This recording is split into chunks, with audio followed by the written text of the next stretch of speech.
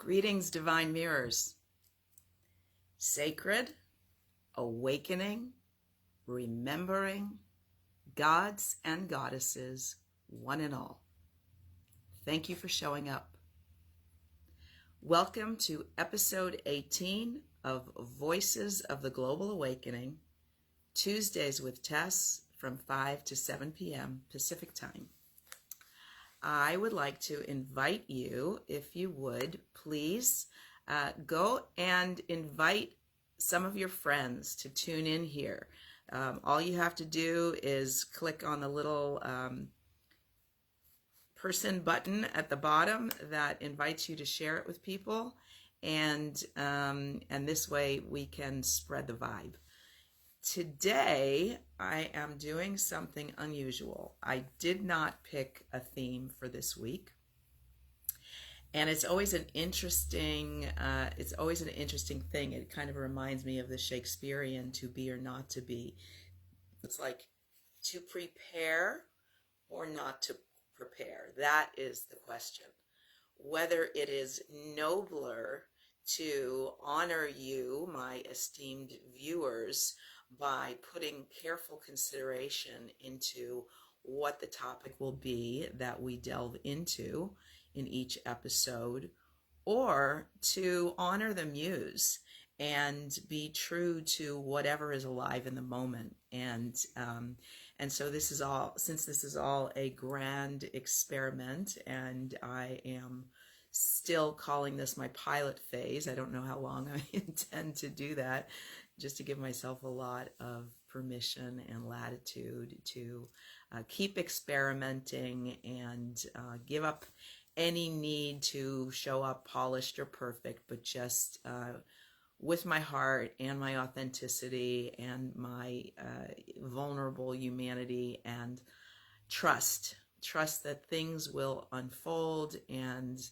the subjects that we will touch upon will be relevant and meaningful and ideally transformational for all of us.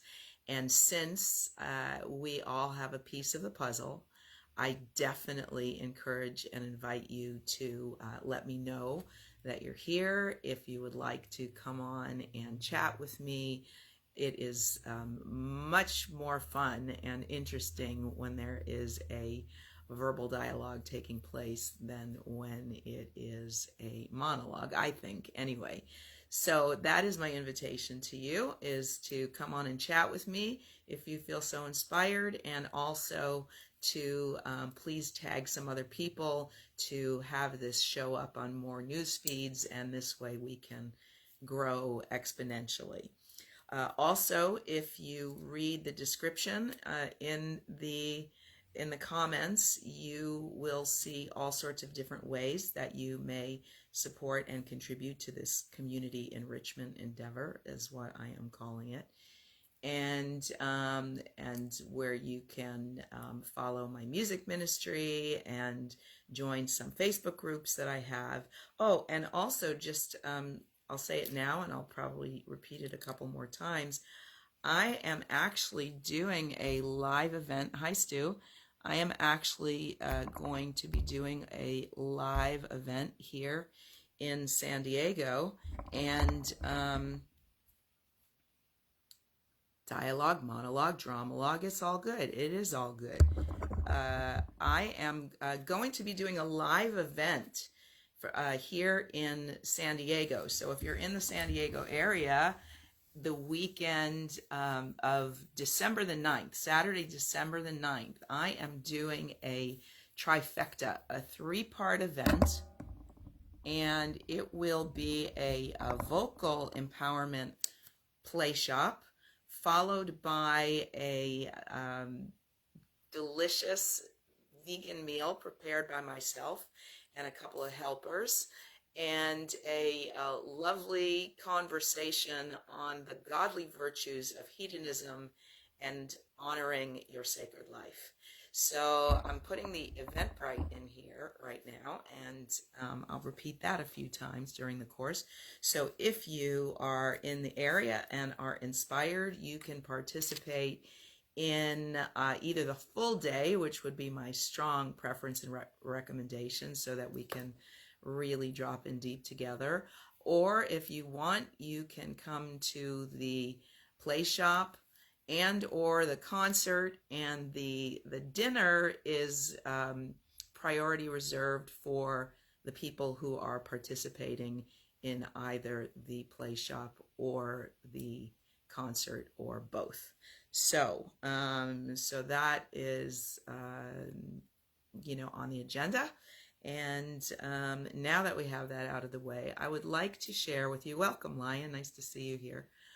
I would like to share with you that today, just today, I really, really had an opportunity to experience this life as a dream. And I want to talk about that because I think, and I say this a lot, that slowing down, in my opinion, is the key to getting in touch with the true miraculousness of our existence and the existence of all that is. When we are caught up in time, and we are rushing, and we are racing, and we are feeling behind, and we are feeling like we have to hurry up and catch up because of all the intense mortal programming that we have going inside our beleaguered minds, we really cannot connect and feel the nature around us of which we are a part. And I think that, whether this is some nefarious plot or whether it is purely the nature of the game, like Mission Impossible, your mission, should you choose to accept it, is to incarnate in physical form in this 3D holographic simulation and, figure your way out of it. Figure your way out of the pain and the suffering and the stress and the heartbreak and the tragedy. And so it's like when you get to a point of realizing that every single thing that we have gotten and get to experience here in these physical incarnations is a gift. So if we chose to incarnate and to be a part of this game, then we chose to experience the full range of human emotions and experience. And so it's like when I consider that I chose to suffer so that I could understand what suffering feels like, so that I could experience the range of emotions, but also, once I understand it, that it's all a gift and it's all a blessing and it all has value, then I can have compassion for other people who are still caught up in the dream as if it is real, and I can hold space for them with empathy, with compassion, because I have worked my way through it. And it's not like I've worked my way through it like 100%, and it's not like I don't backslide into it, and it's not like I'm so far ahead of the game. I mean, what I'm sharing with you and why I chose to do this episode today, surrendering to being in the moment as opposed to a pre-planned topic, is because I really, really want to speak from the cutting edge of my own experience. So today, I really had an opportunity after a lot of, very intense activity in the morning. I had a lull. I had a period of time where I could just be still and be in the quiet, which I'd like to invite us to right now.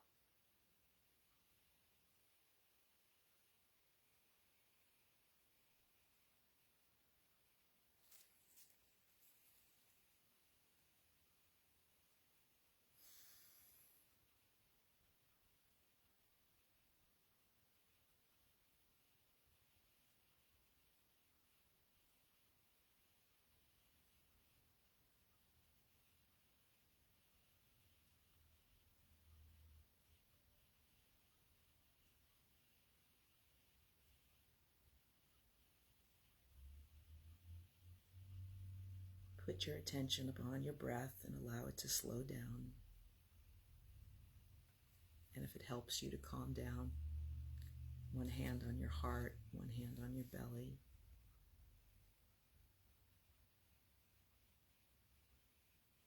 And feel yourself being breathed.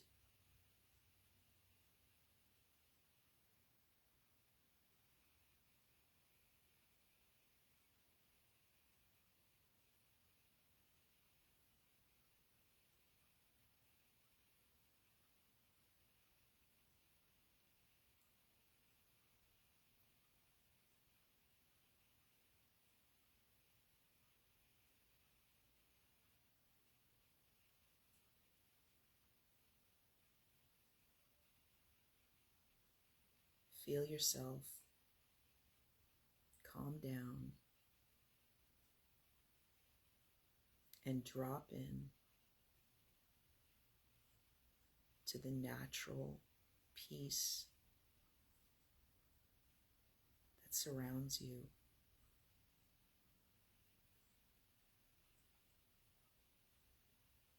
That is in actuality part of the fabric of your being.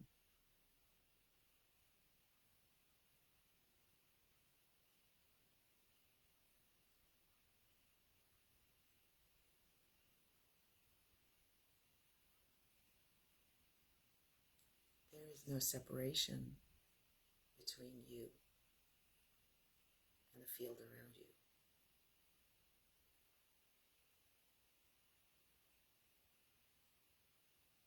You are part of it.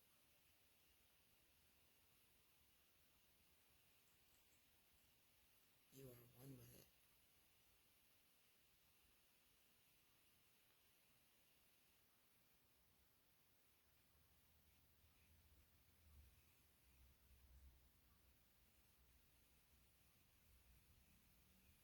It is holding you. It is sustaining you.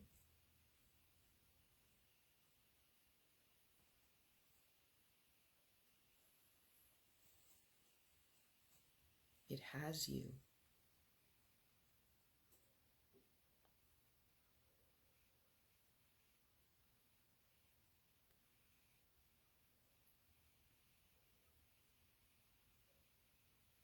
Know thyself. There is nothing else to seek.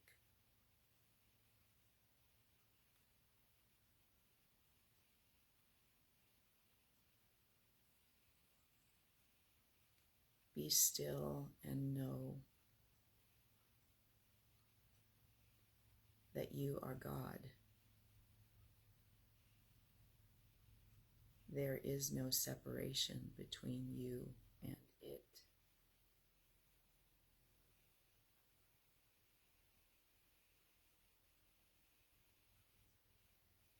The clues have been given to us all along. And we have eyes and have only seen to the extent that we have been curious enough to pay attention. So when the Bible says, "Be still and know that I am God," it's speaking about you. It's inviting you to notice the split in your psyche that has you think of yourself as a separate I from the I am.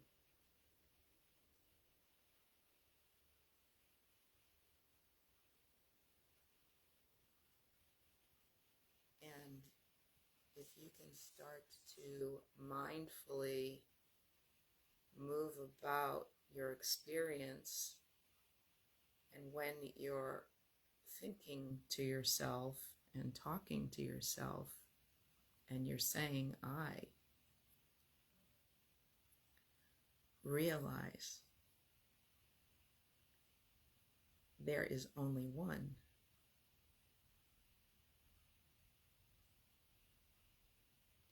masquerading as you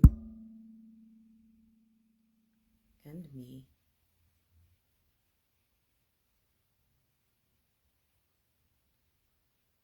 through some miraculous magic.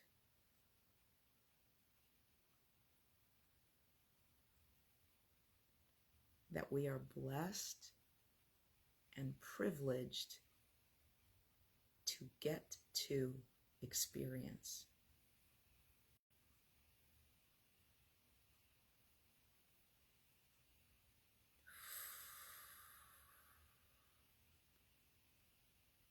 And the more we slow down, and the more we drop in,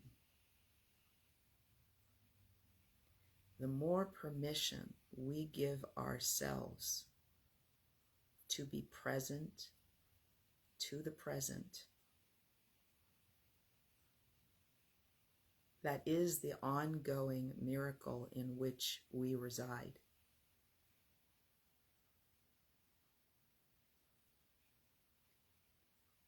The less fear we will experience, the more safe and grounded we will feel in trusting that amorphous intelligence that animates us, that breathes life into us, that animates this entire dimension and all it is.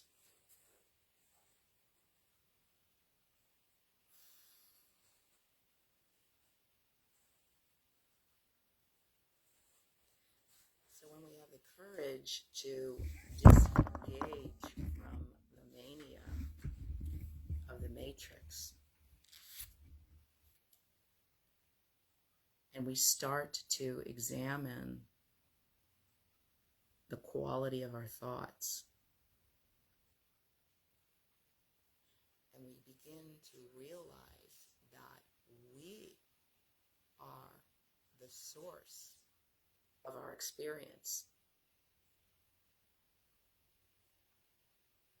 and that all that we experience and perceive as coming towards us from the outside is a match to our predominant subconscious beliefs about ourselves and about life that we are holding. It just occurred to me the other day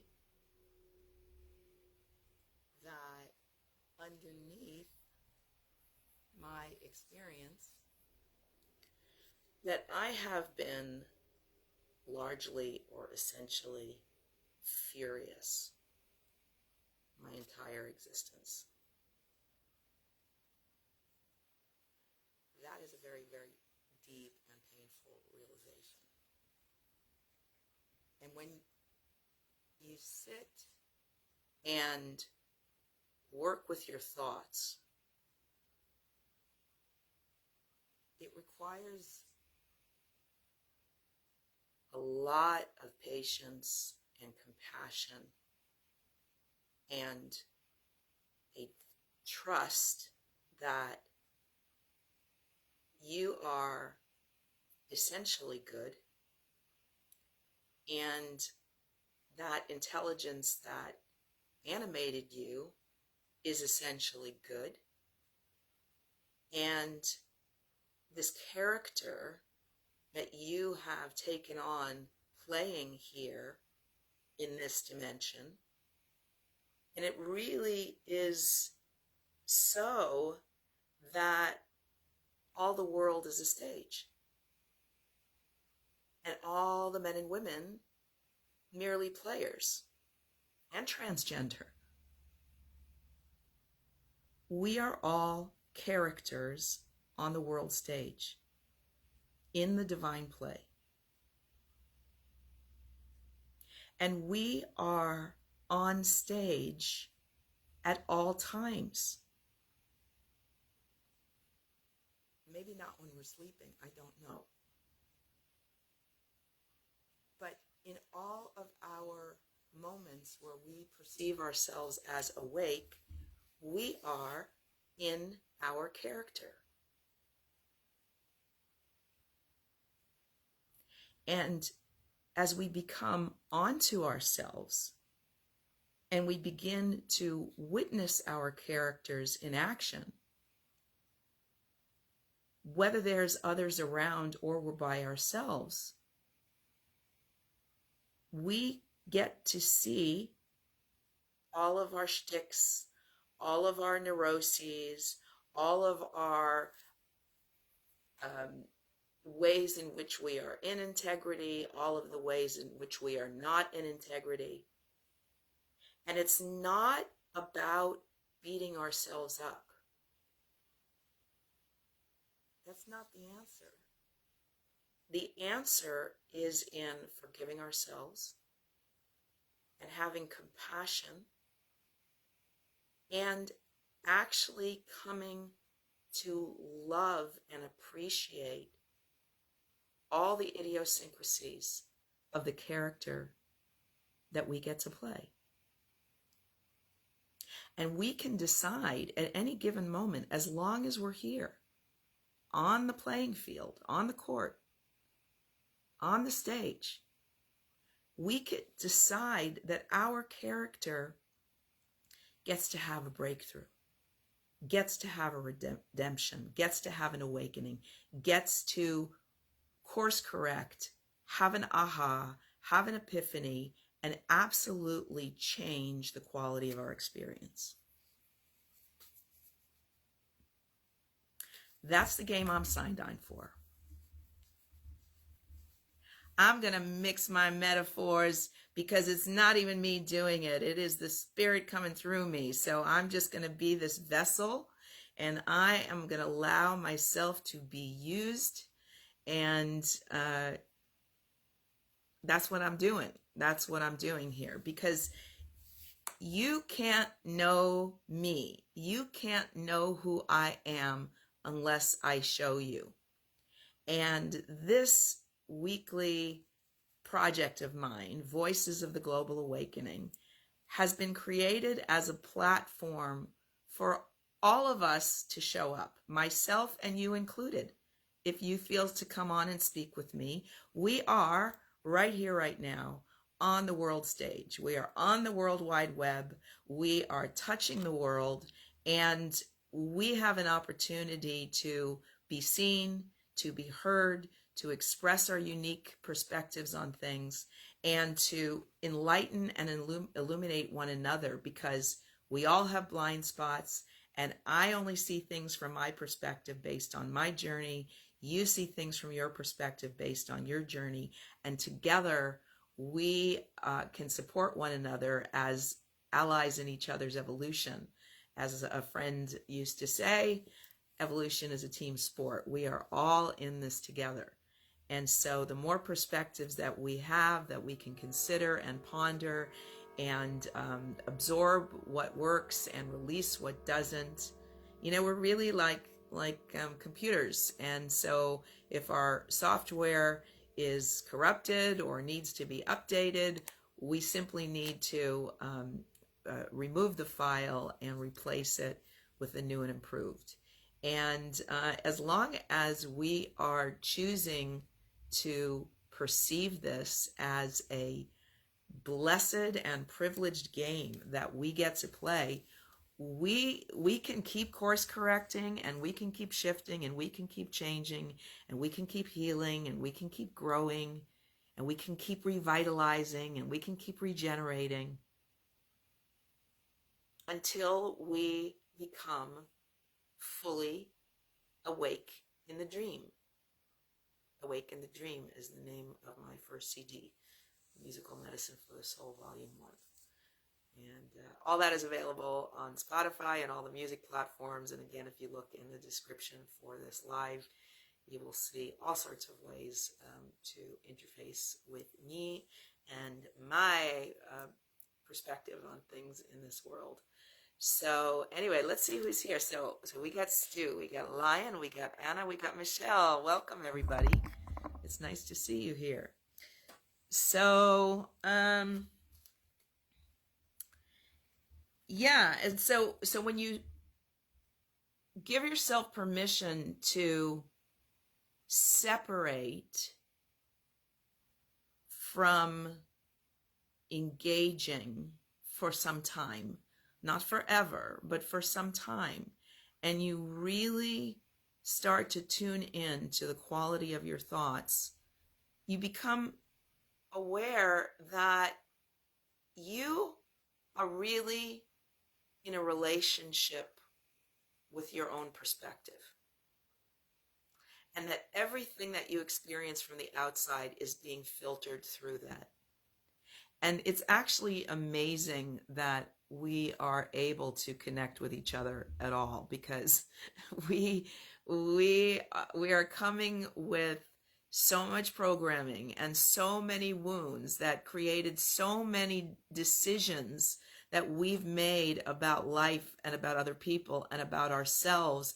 And so it's this like biofeedback loop. It's like, there it is again, and there it is again, and there it is again, and there it is again. It's like, why do I keep having this experience over and over and over again? And there's nothing that we can do out there to modify it. All the modification needs to happen inside our own internal guidance system, our own belief system, and it is like pulling out shrapnel. Like, you have to do it in such a gentle and delicate way, so that you don't like bleed to death in the process. What is Lion saying? Some ear landing in my body, lit my candle and incense, and got out of my grandma's tiny deck of playing cards. Honey, what are you saying? If you would like to come on and chat with me, I'd be happy to unpack that with you. And I don't know if there's a typo, some ear landing in my body, lit my candle and incense, and got out my grandma's tiny deck of playing cards. Okay, 5/27, that's my birthday. Thank you.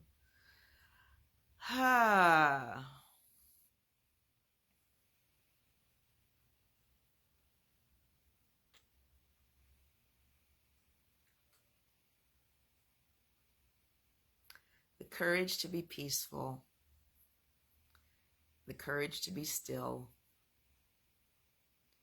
the courage to be quiet and silent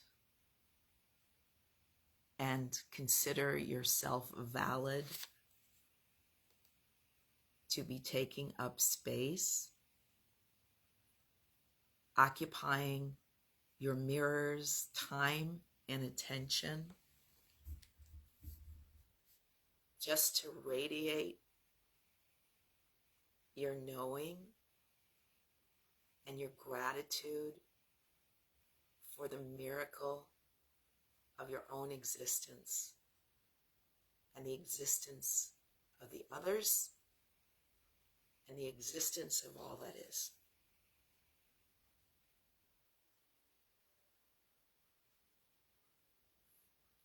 In a reality that seems committed to just continuing to speed it up, so that our attention span is like this, and our patience is like this, and we're like in constant state of agitation and on the edge and desperate and in our mania because we feel lost. We're trying to keep up. We're trying to look like we got it all figured out and got it together. But we're suffering and we're in pain. Thank you for helping creating ease and returning to the moment. It's been hard to slow down lately. Well, I'm happy you're here with me.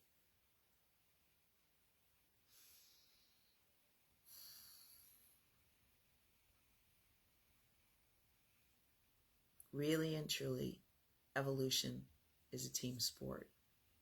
And even though it is vitally imperative that we spend time in our own energy and notice what's happening. And the thing about it is, and this is, I'm planting a seed of awareness if you're not already aware of this, is that if we don't have this understanding that we do have the ability to grab hold of our thoughts, to examine them and reason with them and employ what I describe as spiritual logic in order to upgrade them, we can start tuning into our own thoughts and feel great despair, because we can think that we're fundamentally flawed, or we can think that we're sick, or we can think that we're crazy, or we can think that we're a really bad person and we're really terrible. And I assert that none of us are actually really terrible. A lot of us are really, really, really, really wounded. And we're in a lot of pain. And hurt people hurt people. And hurt people attract unpleasant experiences to themselves. And if we don't have an awareness that we're fundamentally good and that we can heal and change ourselves, then the despair can take us out.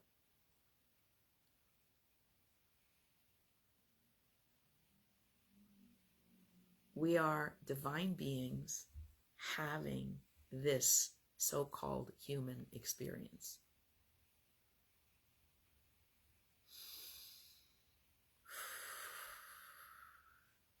We can afford to play this high-stakes game because we are immortal, eternal beings. And so if we don't make it out of here alive, well, once we pop back into pure positive energy, all of the suffering is over. But how much more fun and cool is it to hang in here and actually figure it out and actually get to enjoy being incarnated, actually get to enjoy being in these physical earth suits, these amazing forms with these amazing personalities, all unique, all lovable, each in our own ways, even if some of us are really, really maddening, we're still adorable. So how much better to awaken in the dream and be a voice of global awakening.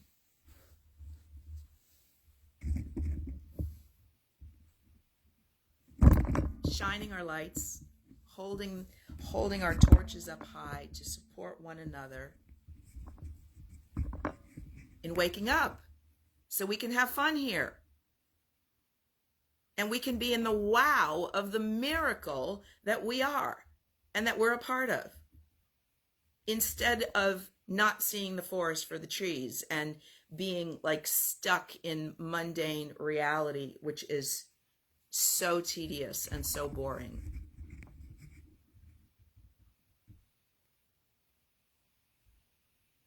If we realize that we are miraculous, then just sitting outside staring at nature is enough.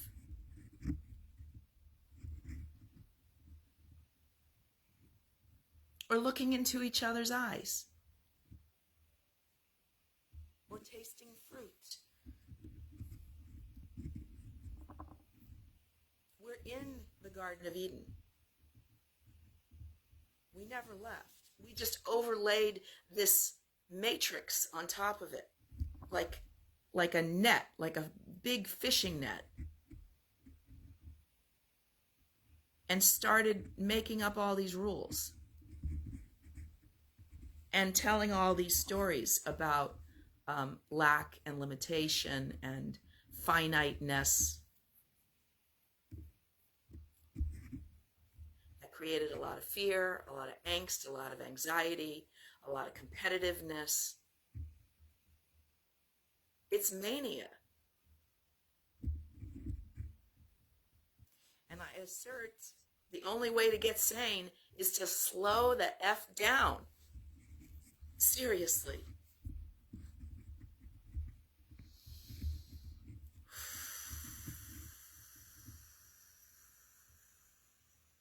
Anybody want to come on and chat with me? And I will remind you again, I would appreciate it very much if you would, I believe you have an invite button down at the bottom of your screen, and if you would share it with anyone you think might enjoy being here in this conversation with us, it would make this live show up on more news feeds and more pages, and we can expand this field, this portal, open this portal. This portal needs to be open wide because there is so much PTSD on this planet at this time. I don't know if there is anywhere that has escaped it. It's been crazy always, but it's escalated since the pandemic and forward. Yeah, who started that shit anyway, right? Lion. Who started it? I posted a really awesome video about a week or so ago. Lion, I think you might appreciate it. There's a man, his name, I don't remember his first name, his last name is Christoph. Jason Christoph, something like that. And he tells the story, a great story, and I don't know whether it is historical or allegorical, and it could be either or both, and it doesn't matter, but about these two thieves that were from like a very high order that knew how to create a charge of electricity. And it's interesting because I just saw the film Doctor Strange for the first time, and they even had that, like these like really high wizards that could create this charge of electricity. And he was talking about how these two thieves decided that they wanted to steal from this farmer they were observing. And they wanted to steal his crops and his fields and his house. And they wanted to steal his labor. They wanted to steal his energy. And so they created the concept of money as this like distracting middleman to disconnect people from their direct connection with source and introduce this inorganic element that was siphoning energy, which is like, one of the ways they speak about money is currency, and they talk about people being in power, like this kind of thing. And so it became power over others based on the acquisition of this energy that they have been siphoning off of people, right? It's powerful. I watched it. I watched it about twice, and I could probably watch it 10 more times before I can really articulate everything that he shared on there. But it was so profound. And yeah, it's like, again, whether we incarnated in this dimension in order to enter into this play, to go from, being asleep and being the sheeple, and then, if we have, if we have the strength and the curiosity and the tenacity to actually wake up, then we become like Houdini, where we're all like tied up in ropes and chains, and we just relax, and it all falls off. It all falls off of us, and we're free. And then we can't be controlled anymore, because we can only be controlled when we're afraid. We can only be controlled when we feel finite and fragile and consequently vulnerable. And we're kept too busy to feel our connection to source, and so we surrender our will to the powers that be.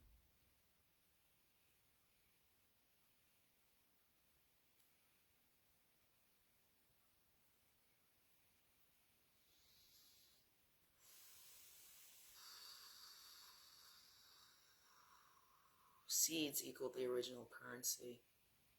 That's beautiful. I tend to think in terms of, like, I know there's a goddess by the name of Abundancia.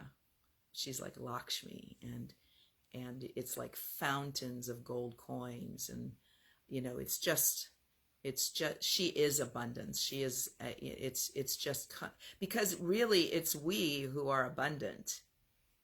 We either perceive ourselves in lack, and we think we need to reach for something outside of ourselves in order to sustain us, or we realize that we are fundamentally connected to source and consequently to infinite supply, and so we can afford to be generous, and we can afford to be extravagant, and we can afford to experiment and try things and make mistakes, and if they don't work out, we don't suffer about it because there is infinite supply. And so that appeals to me, because that allows me to be generous without a need for reciprocity. I feel to be generous, and so I give. And if I get something in return directly from that exchange, lovely. But if I'm connected to infinite supply, then I'm like source itself, and I don't need anything from anybody. So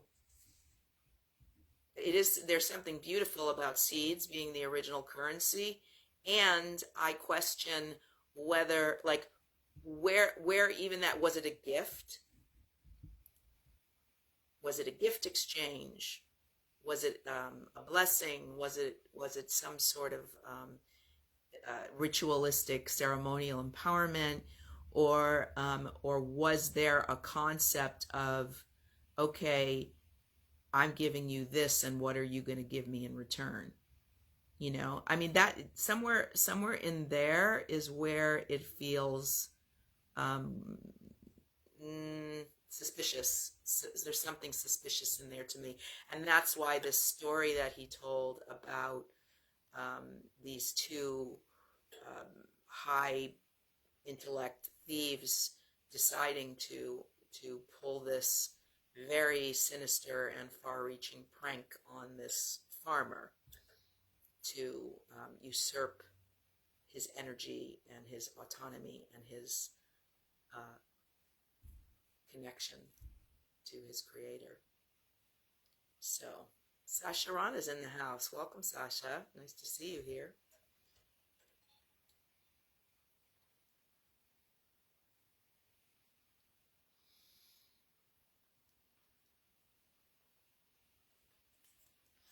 So what's alive? What's alive with anybody?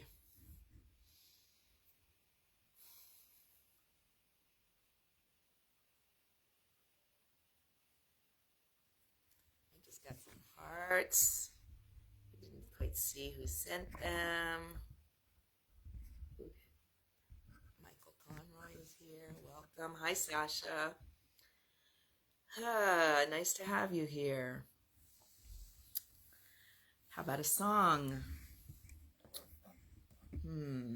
Let's see.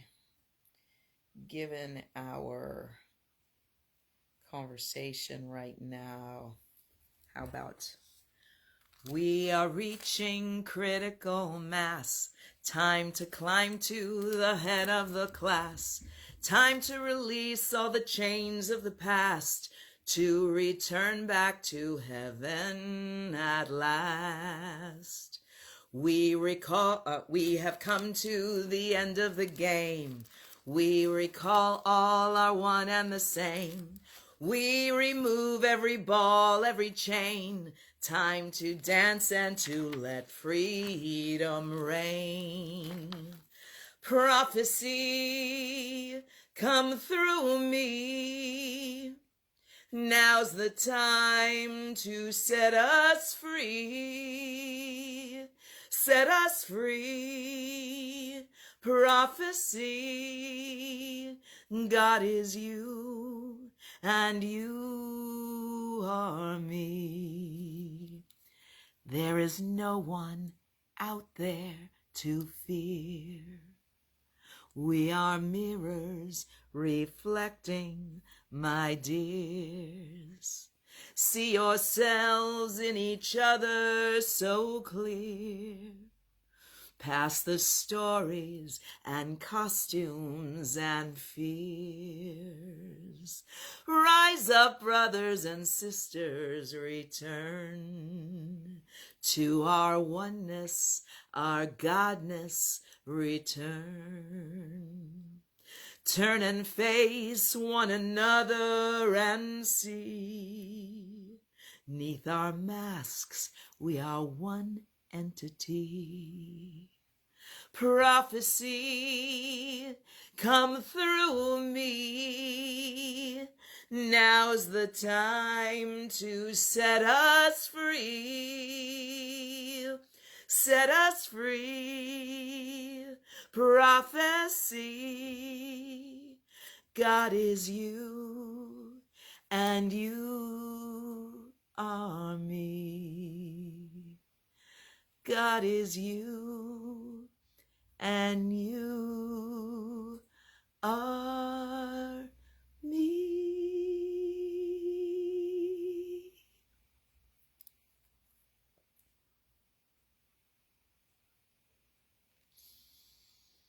I do love my role. I love my character. I love that I get to be a muse and have this vessel be used to deliver thoughts and tones that are thoughtful and provocative and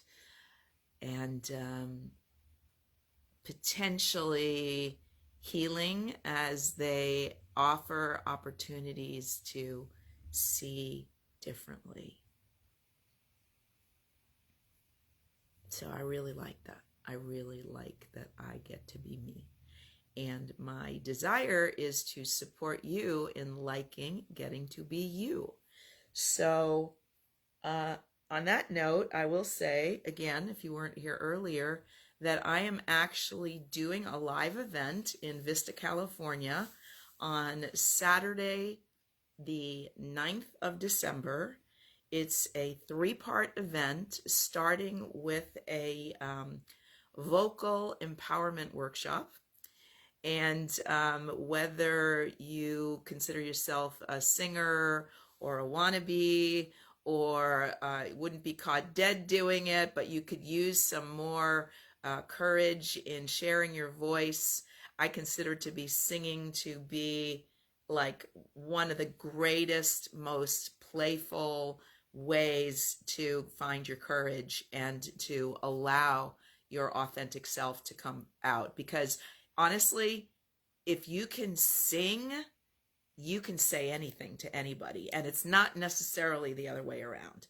So it's kind of like stepping over the challenge of speaking your truth and using the alchemy, the medicine of music, which is such a mystical carrier wave that bypasses the intellect and people's ego defense. And so, like, when you hear a song and the lyrics just resonate with you and you feel like, oh my God, that says exactly how I feel. And it's a heightened form of prayer. It allows us to express what can't be spoken, and in a beautiful alchemical poetic way. So the first part of this event is going to be an introduction to singing, aka how to be a spiritual diva, because my desire is to get everybody into their fully activated, embodied empowerment. And from there, I am going to serve you a gourmet, hand prepared by myself and a couple of angel supporters, vegan meal, because I'm very passionate about it. I'm passionate about veganism. Some of you may know that I have not only been vegetarian and then vegan for a lot of years, but I have actually done a 40 and a 30-day prayer and water fast. And in those experiences, my consciousness shifted so much to understand that there is only one source of our sustenance, and that everything that we ingest here on this physical plane is pure placebo, and it's pure delight because we have the pleasure of the gift of our senses. So why on earth would we want to stop eating and drinking forever when we derive so much pleasure out of flavors and sensations on our taste buds and our teeth and our tongue and smelling things? So I love eating. I don't want to give up eating, but I also know 100% that I don't need to take anything's life in order for my life to be thriving. And so I know that people have a lot of concerns and considerations, and please remember that I was also born into a carnivorous family, and when I first heard about vegetarianism, I never imagined that I would go in that direction. So I totally get the resistance and the concerns about not getting enough this or that or missing this or that. So one of my greatest passions is to prepare a vegan meal for people in order for them to get to experience how delicious, how satisfying, how nourishing, how sustaining it actually is, in the hopes of turning some open-minded people on, while we sit, rather than taking a dinner break and everybody brings their own potluck thing. And I can't trust you all to bring high quality vegan food to a potluck. I mean, I'll be lucky if I get some chips and bitchin' sauce. So I'm taking matters into my own hands. I am going to prepare a meal for 20 people, and rather than everybody going off into their own corners, we're going to have a sit down community conversation together. Like, when do we do that? We don't do that. So I want to do that. And I did choose a topic for that, or two topics actually, that go together. The first is the godly virtues of hedonism. And the second topic is honoring the gift of life. So that's what we're going to be discussing during our dinner break. And then we're going to come back with a Snuggler's Serenade Tantric concert in the Cuddle Lounge at our venue, which is Hale Aloha in Vista. And I, right here, right now, am going to put the Eventbrite link here. So those of you who may be interested in attending, and you can come for the whole time, which I strongly recommend. You can come for the play shop. You can come for the concert. You can only come for the dinner if you're coming to the play shop and or the concert. So rather than have people just coming into for the meal, because after all, it is not a restaurant, but it is an experience that we're going to have. So it's a 3-part experience, and it's kind of an intro to a longer program that I will be introducing in vocal empowerment, and also an opportunity to connect on a level and see how we resonate, and maybe do some discovery sessions after that, one-on-one with some of you, and see how we might co-create with one another. So yeah, so I invite you to, I actually could have put that event right invitation up in the description as well. Maybe when this is done, I will go back and do that too. And there's all sorts of other ways to participate. And again, I'd like to invite you to please help this grow by, even now while we're live, taking a moment to tag some people so that it appears on their news feeds as well. And that would be really amazing. So anyway, so Juana's here and Juliana's here. This is nice. This is super nice. So anyway, so today we have been discussing the dream that we have taken so seriously, that we call our lives, and where we may suffer a lot, with a lot of pain and a lot of confusion about why things are the way that they are. But when we realize that no matter what is going on the world stage, no matter what is going on in the divine play, that we are all characters in and we are all a part of, that we are still walking, talking, living, breathing miracles, and everything, absolutely everything that exists here is freaking miraculous. The most sacred and the most profane are still miraculous. And if they weren't meant to be here, they wouldn't be here. So challenging and painful as it may seem, our work is to alchemize all of it so that we can live in the bliss of the wow of how fortunate we are to get to be here, no matter what.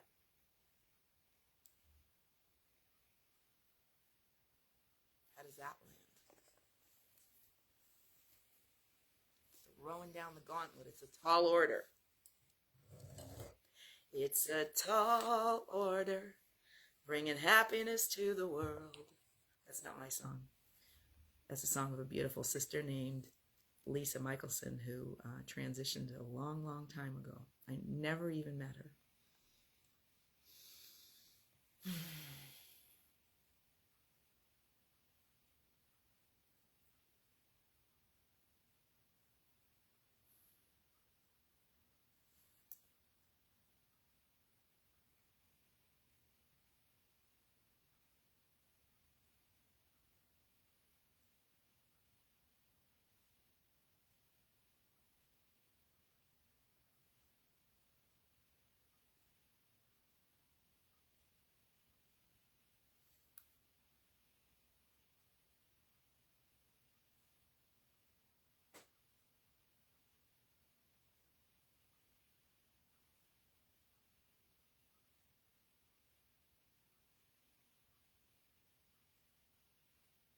Presence.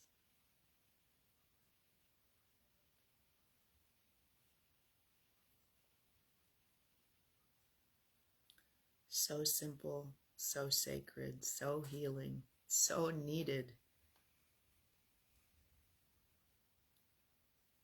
and so rare.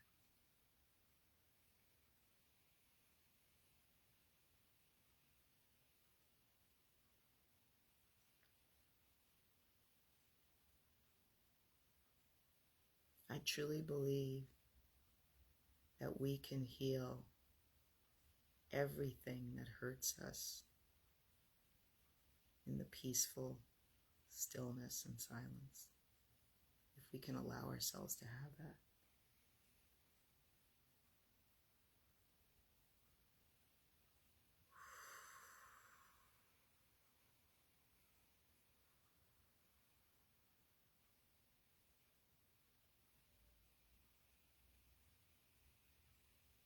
You are so miraculous.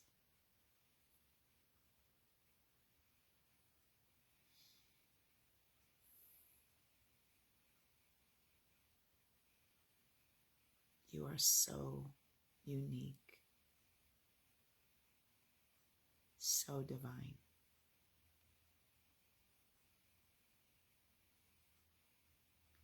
So blessed you don't even realize it.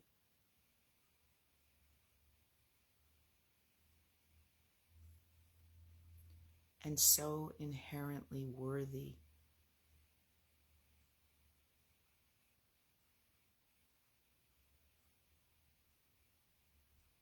And if you knew that, you could simply relax into receiving.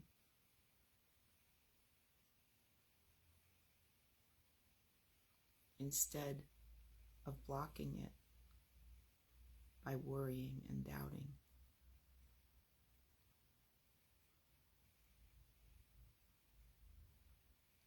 My spiritual logic suggests to me that if you are here, you are wanted here.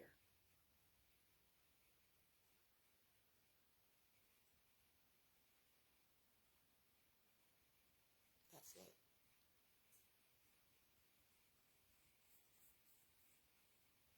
There's nothing that you need to prove.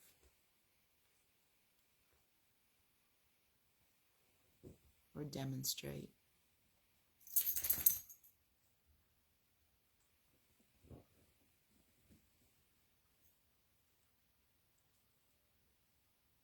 Just forgive yourself and liberate yourself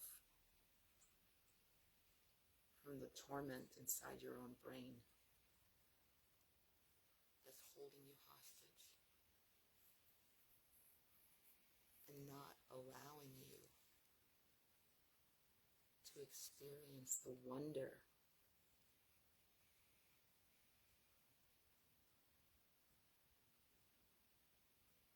the other day. I had this realization that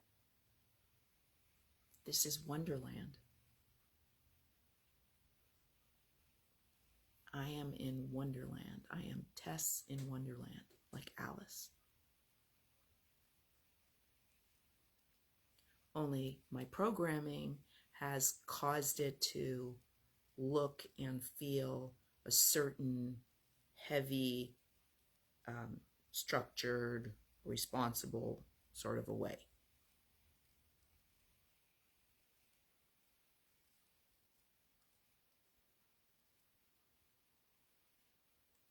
But that's just an overlay on this fantastical field.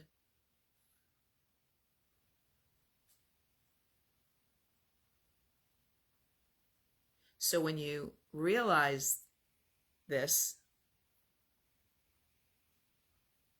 and follow that track, that line of thinking, it's easy to see how you may have been living in opposition to this dimension,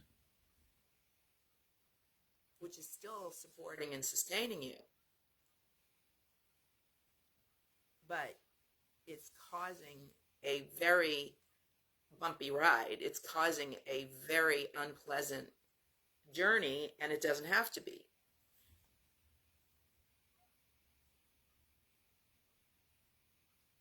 It requires the painstaking, tedious work of reprogramming.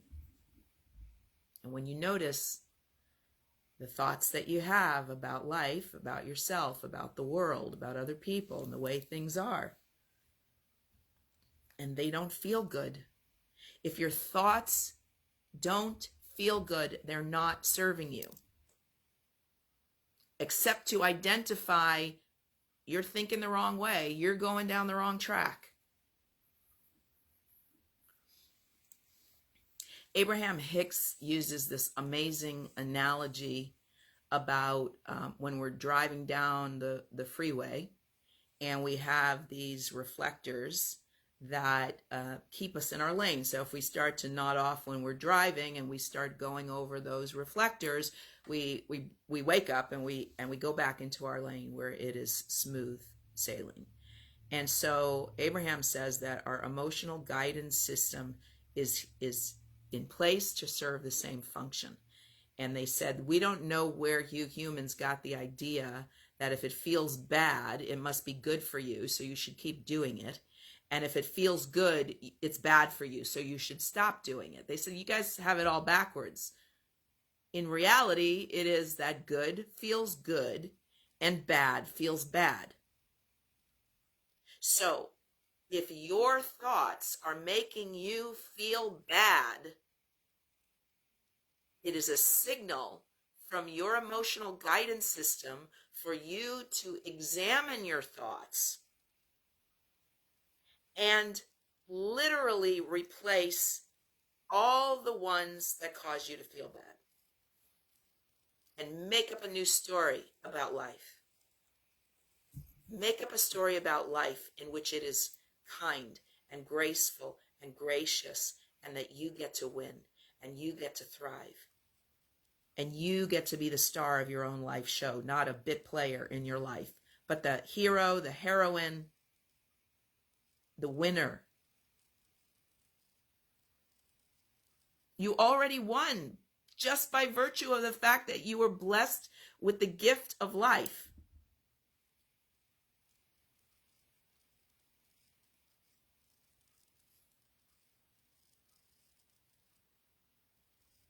Raised in a society obsessed with notoriety, a picture of anxiety was me. So hypnotized to seize the prize, ambition blinding me, never free. Till one day I awoke to realize it was a joke played upon the folk who could not see the nature of the lie that would destroy one's sense of pride in the life that God hath gave to thee. I've already made it, I've already won, the moon and the stars and the earth and the sun. I've already made it, I've already won, the moon and the stars and the earth and the sun. There's no one to be but the me that I am, one face of creation, one grand grain of sand.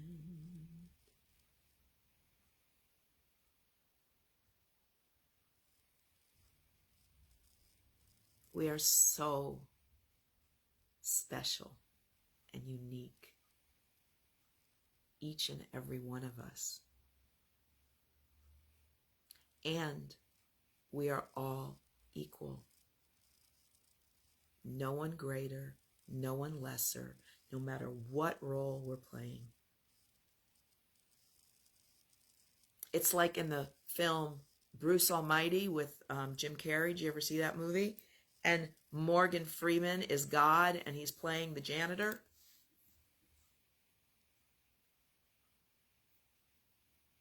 We're all in costume. We're all playing characters.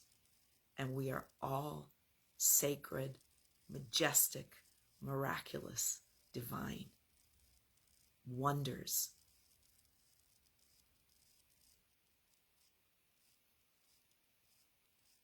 We can afford to be so much more relaxed, so much more trusting, so much more at peace.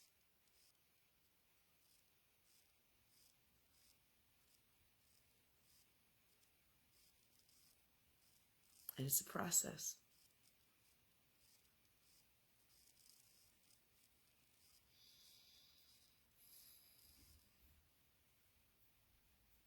I've been healing my psyche and my consciousness for more than half my life already.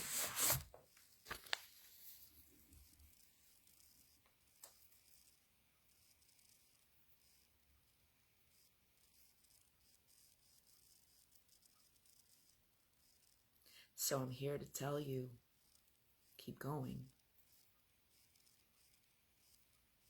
As long as you don't give up, you're still in the game. You're still in the game. And everything you've done up until this moment doesn't say anything bad about you.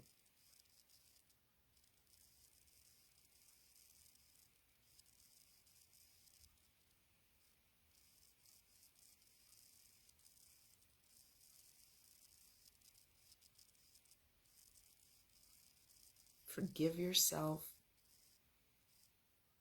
for all your perceived errors.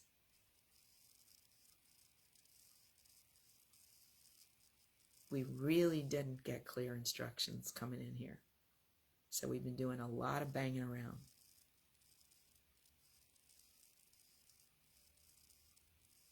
And we've been told a lot of stories about, what we're supposed to be able to do and what we're supposed to be able to get, and what we're supposed to be able to accomplish, and what we're supposed to be able to have.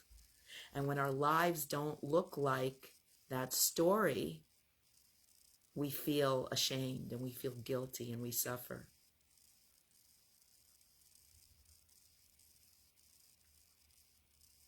And I'm here to tell you, you're perfect.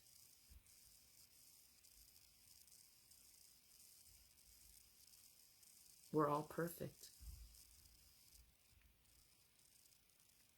Perfectly imperfect. Imperfectly perfect. It's part of our character, it's part of our design.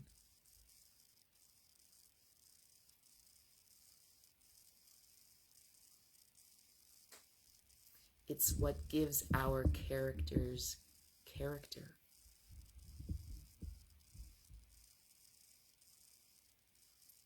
The so-called flaws and mistakes that make us more humble and deepen us and make us more wise. Because if we just had smooth sailing, we wouldn't be that deep. We wouldn't be that rich. We wouldn't have so much wisdom to share with one another.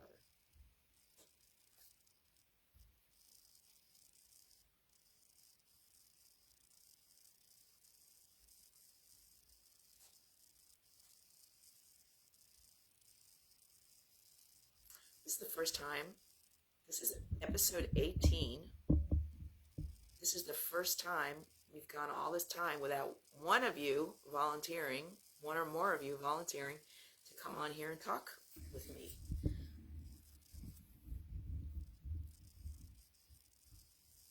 You are very welcome. I'm very interested in what's alive for you and in hearing your perspective, whether you have some insight to share or whether you have something that you're grappling with that you could use some reflection on. So the invitation is out there. I'm going to see in my notes here if I have anything in particular that... Yeah, so if you don't feel seen, if you don't feel valued, if you don't feel like others get who you are and what you have to offer. It's because you're not totally showing us.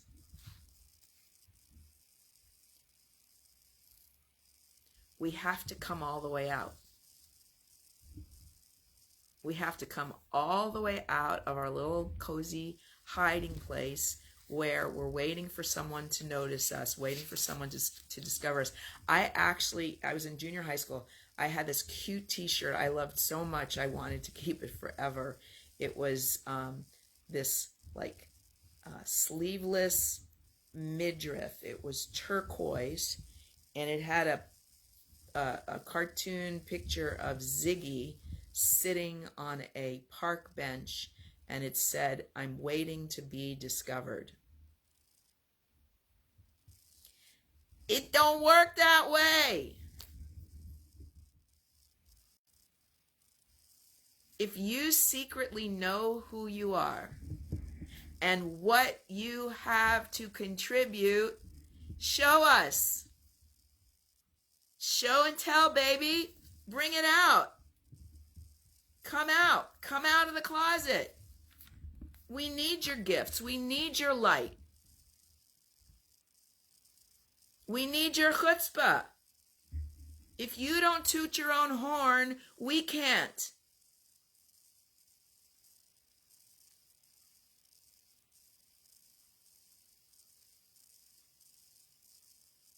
So, as they say, this is not a dress rehearsal. This is it.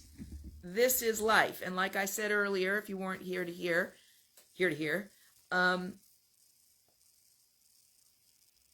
this really is the world stage. We are all characters in a divine play. Every single moment of our waking life. So, asking ourselves, who am I being right now? Am I being the version of me that I came here to be? And I'm the only one who can answer that question. And if I'm not being that, why not?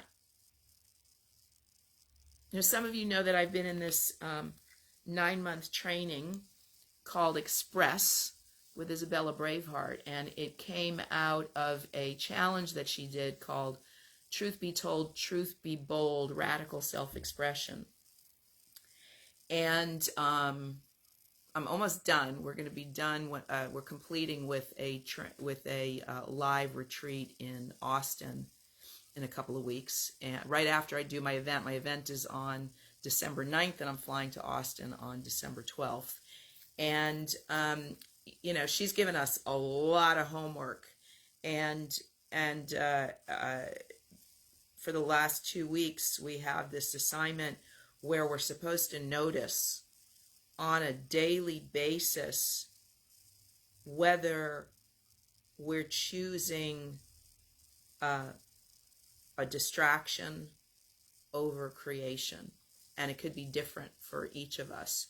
So it's like one of the reasons that we are a society of consumers is because we are not channeling our energy into creation. And when we're not channeling our energy into creation, we become depressed, and we become lethargic, and we become we move into our addictions, whether it is drugs, alcohol, scrolling, being addicted to our cell phones or TV or comics or whatever it happens. Whatever we do to stuff our emotions and distract ourselves from creating is the source of our suffering.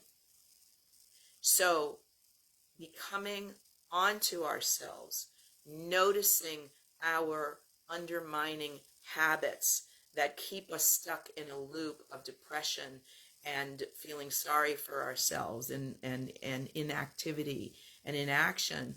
And it's not like we can never do those things. And it's like, not like we can never be consumers, but if it's out of balance, if we're mostly consuming and we're not transmuting that energy into creativity, then we are imploding and we're getting stuck and we're getting backed up and we're very miserable because it's not what we came here for. We came here to create. And creation can look all kinds of different ways. It can look like singing. It can look like dancing. It can look like journaling. It can look like painting. It can look like taking a walk or skipping. I mean, swimming, all sorts of different things to move energy, but not coming from a place of have to, coming from a place of joyful get to. What is it that you want to do that you are not allowing yourself to do, that you are waiting for somebody else to give you permission for? If you need somebody else to give you permission, I'm doing it right here, right now. And still, I'm not there with you. I'm not in your homes. I'm not in your day-to-day lives. All I can do is point and suggest. It's up to you to take the suggestion and implement it and begin to start noticing when you are giving yourself permission to slide. And sometimes it's fine. Sometimes it's okay. But if it is your predominant habit, it is not serving you. Because the only way you are going to get discovered is if you put yourself out there and you share your gifts in ways that feel right to you. It can be live, in person. It can be online. It can be painting. It can be drawing. It doesn't have to be bombastic and grandiose.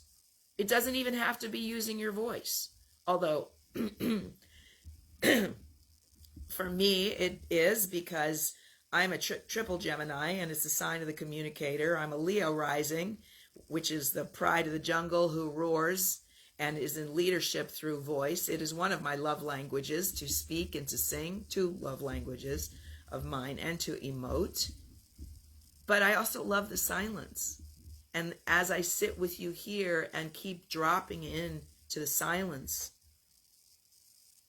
and being in presence together, I'm making a point. Your presence is valid and valuable.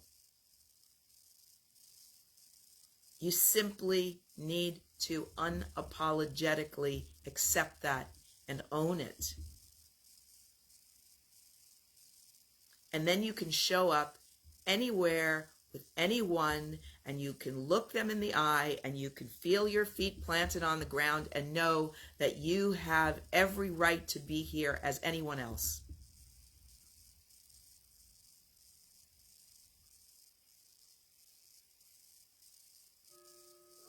And you don't have to apologize, and you don't have to defend yourself. And sharing yourself is not about proving yourself. It's not about proving anything to anyone. It is simply allowing yourself to allow the life force that is enlivening, that is giving you a reason to want to be here, to move through. That is healing for you and healing for everybody else around you. Am I making sense? Is this resonating? Can somebody comment so I know whether I'm landing?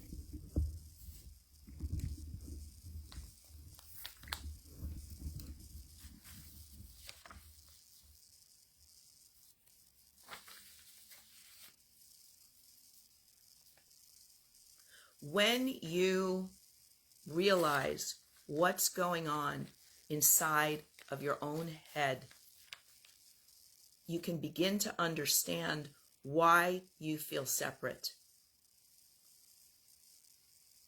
and lost and alone. But it's you doing it to you. I was writing these notes the other day as I was clearing out my own psyche, and I wrote, I am not less deserving than you are. I am as worthy as you. Underneath, I am angry and hurting, and that puts distance between us. I am projecting your disinterest in me, your ambivalence or disregard. You are simply being a mirror of my own insecure judgments in myself.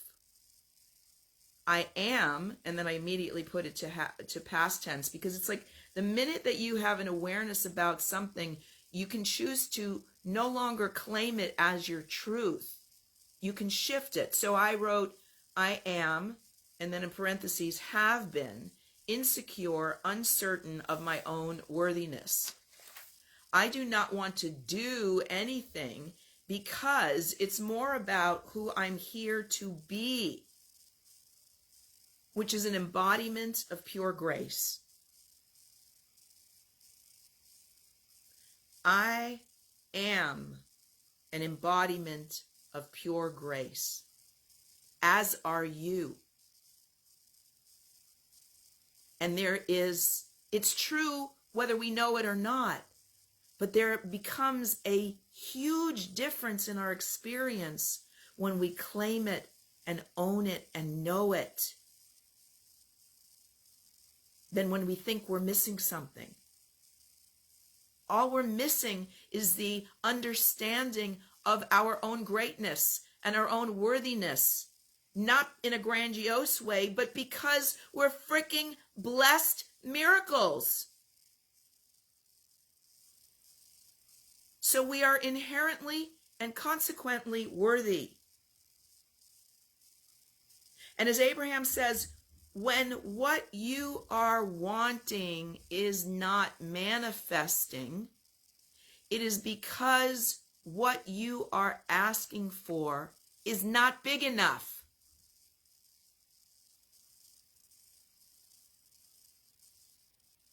Thank you. It's not big enough for who you are here to be, the role that you have agreed to play.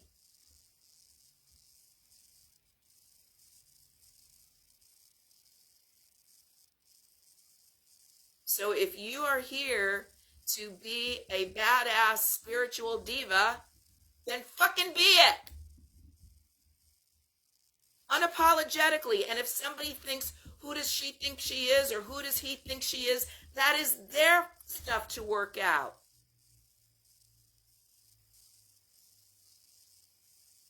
What did Marianne Williamson say? You playing small so others don't shrink in your presence is not serving the world.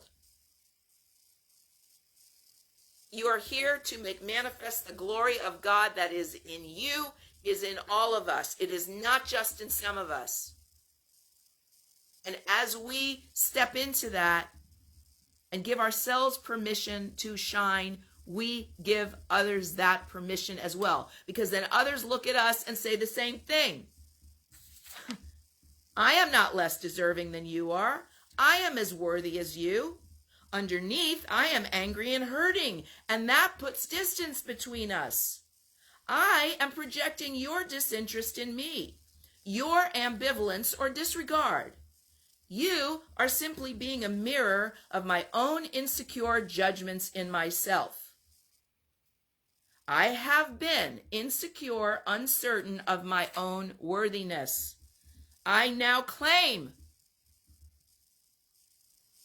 I am an embodiment of pure grace.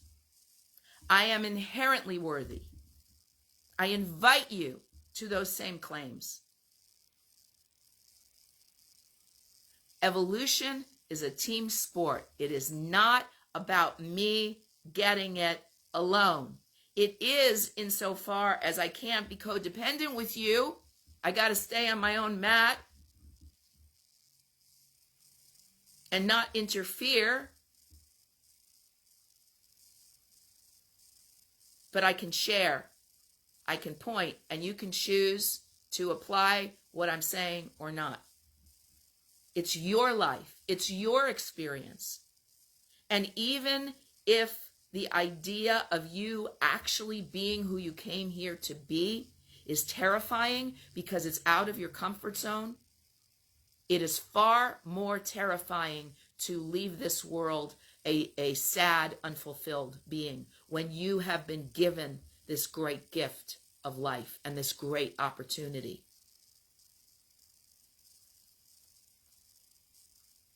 And you needn't waste one more nanosecond on lamenting your mistakes, so-called mistakes.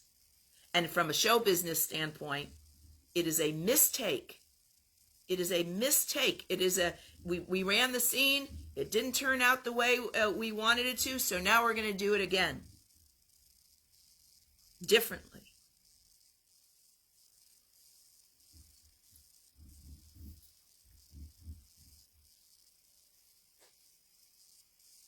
In my story, I am claiming that the goddess wins. The world that I want to see is a reflection of my sight. And so I owe it to myself, and I owe it to the miracle and gift of life to heal my sight.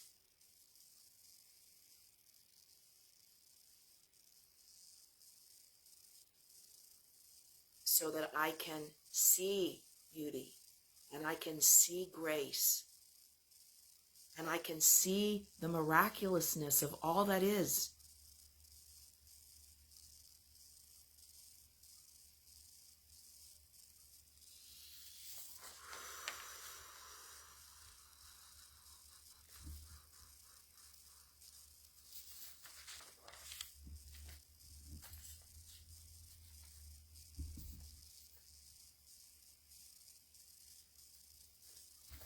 We are all always on stage,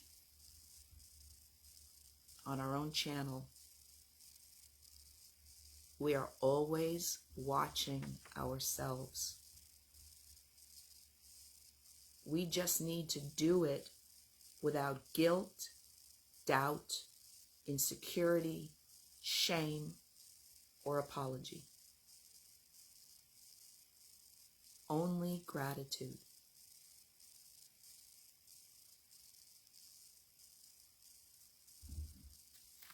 I get to be me.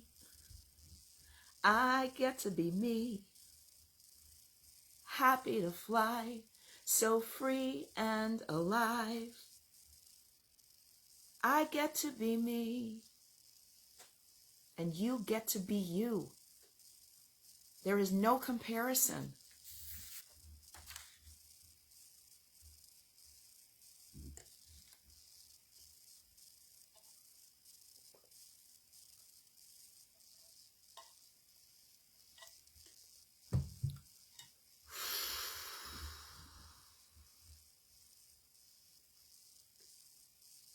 Can I trust? Can I trust anyone? Can I trust the source of my being, my animation? Claim it. I trust the source of my own animation and the animation of all that is. What a different world to walk in, a world that I trust, not a world that I doubt, not a world that I am suspicious of and afraid of. It doesn't make sense. It doesn't make sense to not trust the source of our own being.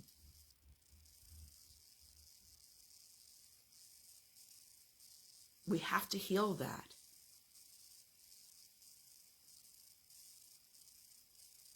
And surrender in gratitude to the wisdom and the creativity of that intelligence. that caused us and all that is to be.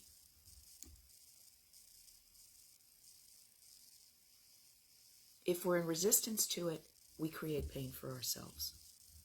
And that is all that we see in the world, is people in resistance to the gift of life, thinking it's wrong, thinking it's supposed to be different, and making it worse.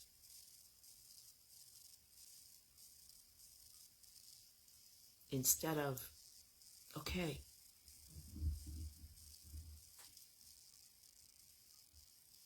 I have eyes I did not see. Now I see. My life is a blessing, a privilege, an unfathomable gift.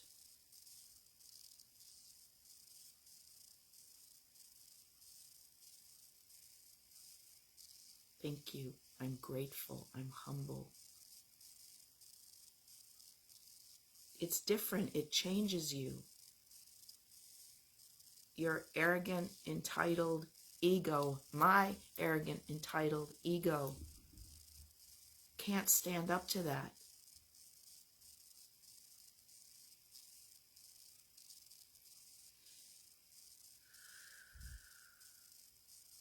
It has to calm down. It has to recede.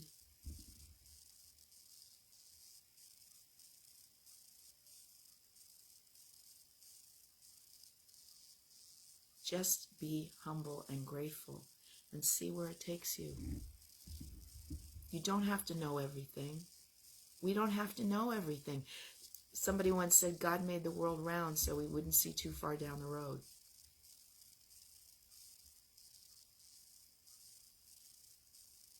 Just be here. Just be here now in this miraculous dream world, dreamland. Sit in it. Be still in it. Become one with it. Rest in it. Allow it to hold you and heal you and have you. Calm down. Calm down your nervous system, your adrenals.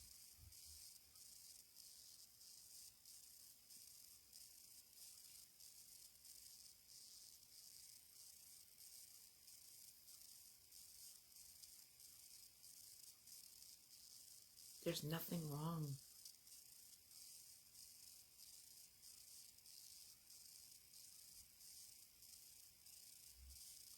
Everything is great. Everything is flowing. You are God, dear. Thanks for knowing. All is well on earth as it is in heaven. Everything is fine. All your dreams are growing. Bless the seeds that you've been sowing. All is well on earth as it is in heaven. Life is a dream come true. It's up to you to see.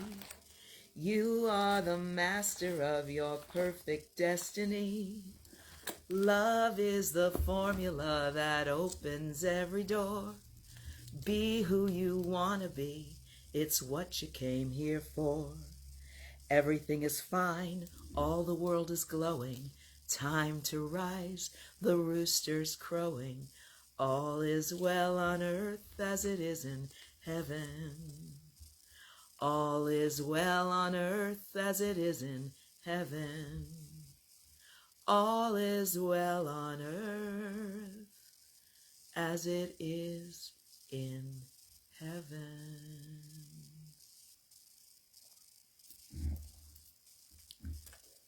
We are in heaven. We've been here all along.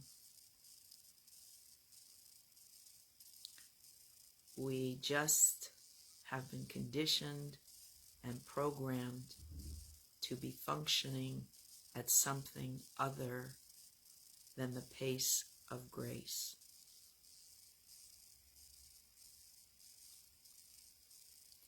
I invite you to return to the pace of grace. Whatever that feels like inside of you. Hi, Michael, welcome.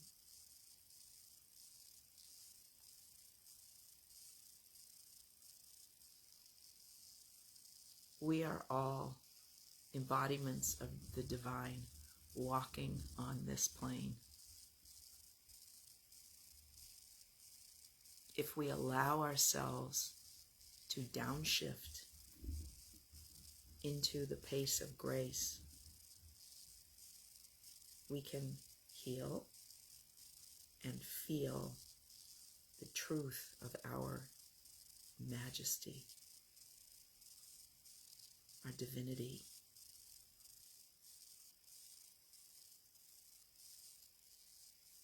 We can become more beautiful and more gracious.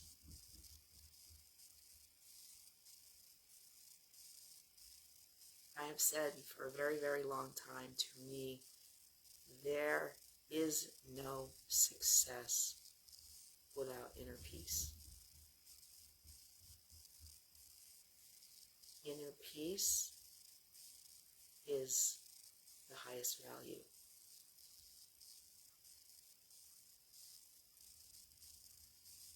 And it is the greatest contribution that we can make into this field, emanating a peaceful vibe, maintaining a genuinely peaceful countenance, cultivating it,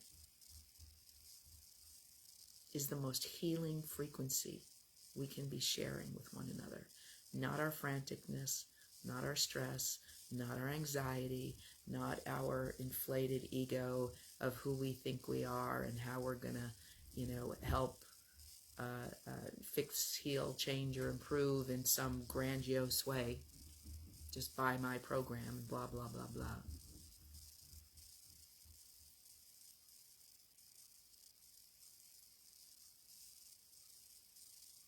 But when you're in the presence of someone who is calm,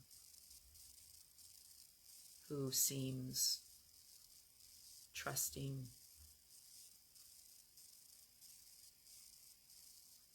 safe, unperturbed, it's very grounding and it's very soothing. And it is free and it is available to everyone. We have to get out of our programmed minds that believe that the clock and the calendar are real and are our rulers. They're not. They're just devices that were created by man to create coordinates in time and space for us to meet in agreements. But we took this tool and we made it our master. And we suffer because we have these benchmarks and these standards, and when we can't live up to them and we can't live into them, we feel like failures and we feel like we're worthless and there's something wrong with us. There's nothing wrong with us. There's something wrong with our systems.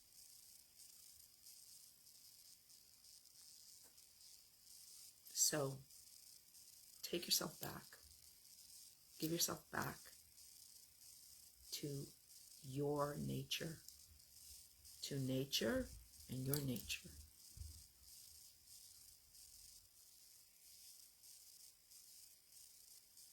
Be still and know that you are God. And choose to function at the pace of grace.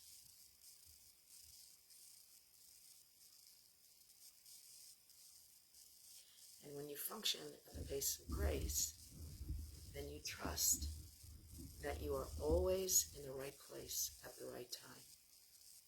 You will always be where you're supposed to be. Time is an illusion. You never need to rush.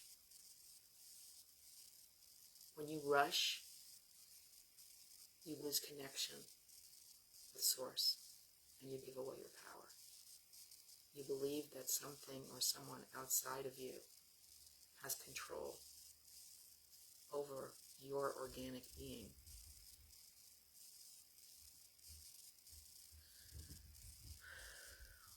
Only do what feels right to you.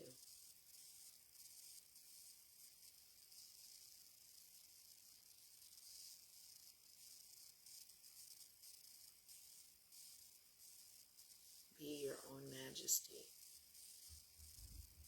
And when you do, and when you find that inside yourself, then you will treat others that way as well, because you will realize it's all of us. We are all that.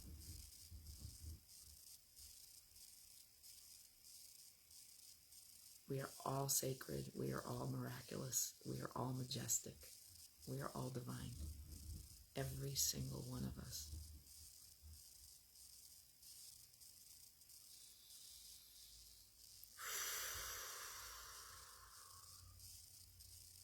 So, Fanny's here too. Welcome. So, I've been sharing a few times, and I'm going to put it again once more before we complete today. If you're anywhere in or near the San Diego area, I am doing a live event on Saturday, December the 9th. It's a 3-part event. It's a vocal empowerment singing play shop, using singing as a as a tool to support you into claiming your authentic voice and allowing it to come out, whether you have aspirations of being a singer or not. It's not about having a beautiful voice. It's about giving yourself permission to share your heart. As I say in the invitation, Janis Joplin, she had a passion and she had heart. Bob Dylan had passion and he had heart. I wouldn't say that they had the prettiest voices around, and that didn't stop the planet from adoring them, because it's about our messages. So read the information there. You can reach out to me privately if you have any questions, and I can give you more details. But anyway, we start with the play shop. Then I am offering a wonderful gourmet vegan meal for 20 people that I'm going to prepare with my own hands, and with some support from beautiful angel helpers. And then while we're eating our dinner, we're going to have a wonderful conversation on the godly virtues of hedonism and honoring the gift of life. And then afterwards, we're going to have a concert, and I'm going to be accompanied by the wonderful Justin Hansen, and we are going to be doing a combination of some of my thought-provoking originals and some standards and favorite holiday sing-alongs. So hopefully some of the people that are singing in part 1 are finding their voice in part 1 will be willing to get up and sing during the entertainment and enlightenment portion of the evening. But all the information is there. You can come for 1, 2, or 3 parts. The only thing that you can't do is come for dinner if you're not at either the play shop or the concert, or both. So, and there's all kinds of more information in the description, as you know. And this was episode 18, and I'm going to keep going. Tuesdays with Tess, Voices of the Global Awakening, from 5 to 7 p.m. Pacific time. And it's so interesting that I've been here all by myself this whole time. Thanks to it's amazing. I've been here this whole time, and y'all are out there, and nobody's volunteered to come on and chat with me, and the invitation's been repeated out there over and over and over again. Come on, you guys. All the world's a stage. Every single one of us is a character in the divine play. Whether you show up in front of people or you don't, you're still on stage. And nobody's going to know your greatness unless you step into the light. So that is the opportunity that I am holding open for you. And I really, really, really encourage you to come on here and chat with me. I'm very nice. I don't put anybody on the spot in a harsh way. I'm just simply here to be a mirror and reflect and absorb your wisdom. Absorb your wisdom as well as share with you my perspective on things. So we are all in this together. Let us not forget. Because honestly, waking up is amazing. And if you don't have mirrors around you that get it, it's freaking lonely. So I need more people to play with. And so I'm holding open this portal for everybody to step through so that we can take off our masks and laugh and celebrate how intricate this divine play is and has been, how complex and how harrowing, and what amazing writing it has been in all these different genres that have scared the bejesus out of us in so many different ways and caused us to feel the whole gamut of human emotions that we came here to feel for our own experience and so that we can have compassion and empathy for one another. So that is the game as I see it. And any feedback out there? Anybody have anything to say about your thoughts or your impressions of all this talking that you've allowed me to do and hung in here with me for these almost 2 hours now as we come to our close? Anybody? Anybody? Nada?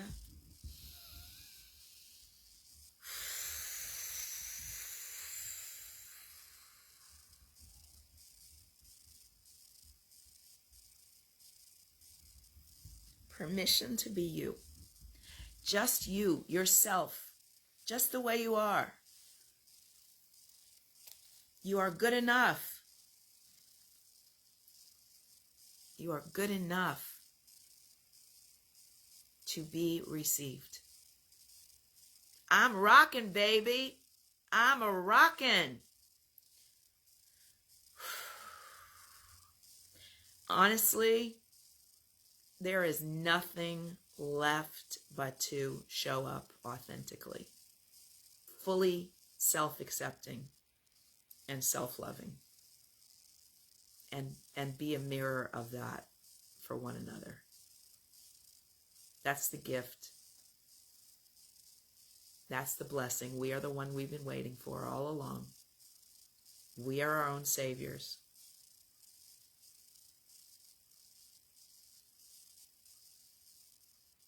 Self-love, self-acceptance, gratitude, so much gratitude. Take nothing for granted, not one breath, not one sense, not one comfort, not one connection. We are so sacred.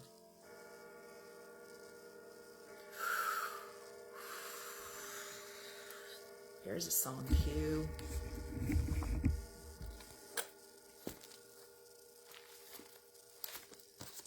Respect yourselves. Respect one another.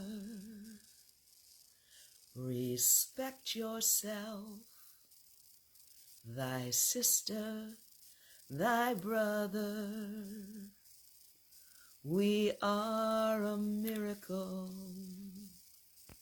Respect one another.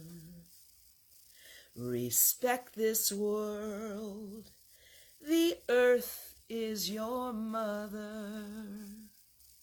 Each creature here, a child of Creator. We are one family. Respect one another. Open your eyes and finally see the gift of grace. That's you and me. Open your heart, let love flow free. We are the true divinity. Respect yourselves, please honor thy father. Be gentle now, be kind to your neighbor. We are all innocent. Accept one another. Respect yourself. Your body is sacred. Respect yourselves. Be free and be naked. Time to accept yourselves. Be free and be naked. Open your eyes and finally see the gift of grace. That's you and me. Open your heart, let love flow free. We are the true divinity. Respect yourself.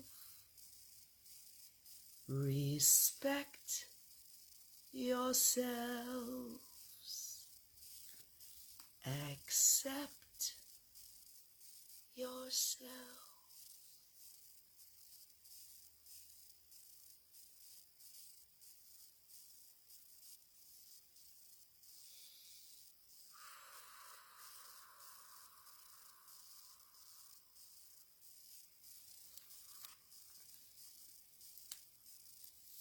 I invite you to put your left hand on your heart and your right hand on your belly.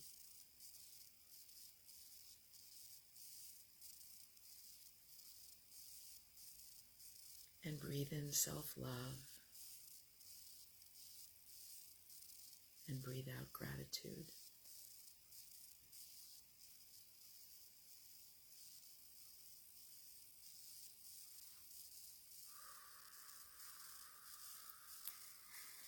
I accept myself.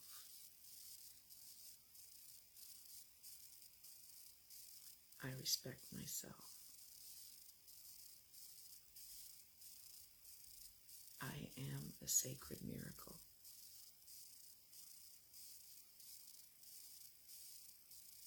And so are you.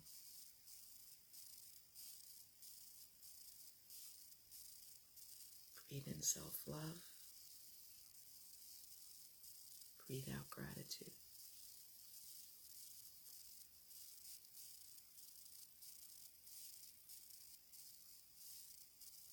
I am so blessed. I get to be here, alive, in this wonderland, in this miraculous body, in this miraculous place, at this miraculous moment, in the unfolding of the divine play. It is a privilege. See you next week. Namaste.